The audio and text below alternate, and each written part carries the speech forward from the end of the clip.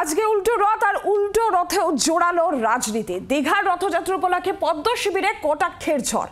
রথের চাকাও ঘোরেনি, নারকেলও ফাটেনি। যতই যোগ্য করান, এবার ভোটে জগন্নাথ দেবের আর হাত রাখছেন না।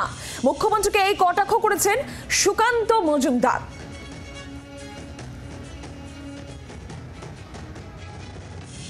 রথের চাকাও ঘোরেনি, নারকেলও ফাটেনি। এ খুব ভালো লক্ষণ নয়। মুখ্যমন্ত্রীও বুঝতে পারছেন।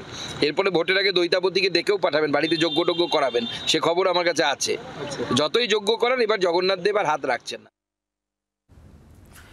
মৌমিতা চক্রবর্তী সরাসরি রয়েছেন প্রতিনিধি আমাদের সঙ্গে। মৌমিতা, রথের দিনও দেখেছিলাম আমরা, উল্টো রথের দিনও আমরা দেখলাম, রাজনীতি বাদ গেল না। বিশেষ করে সুকান্ত মজুমদারের বক্তব্যে 26-এর নির্বাচনে জেতার একটা ইঙ্গিত, একটা আত্মবিশ্বাস।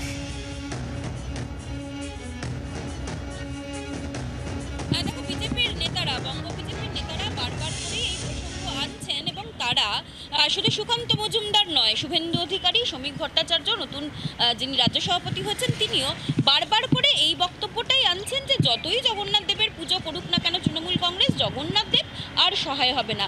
এমনকি মা কালীর বিষয় যখন এসছে, প্রসঙ্গ যখন এসছে, কারণ বিজেপির যে আনুষ্ঠানিক যে শপথ গ্রহণ অনুষ্ঠান বা সম্বর্ধনা অনুষ্ঠান, সেই অনুষ্ঠানে মা কালীর ছবি রাখা, সেই বক্তব্য দিতে গিয়েও শ্রমিক ভট্টাচার্যরা বলেছেন মা কালীও এই মুহূর্তে তৃণমূল কংগ্রেসের সঙ্গে সহায় নয়। দেবদেবের নাম নিয়ে বঙ্গ বিজেপির নেতৃত্ব বারবার করে এই দাবি তুলছেন যে পশ্চিমবঙ্গে তৃণমূল জামানা খতম হবে এবং এক্ষেত্রে ঈশ্বরও সহায় হবে না তৃণমূল কংগ্রেসের কাছে।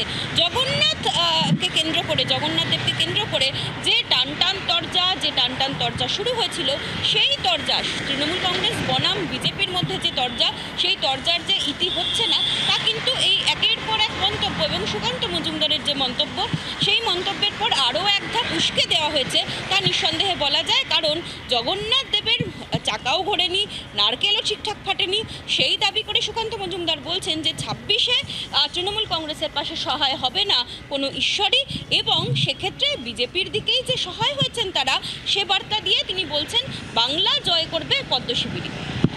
মৌমিতা, ধন্যবাদ।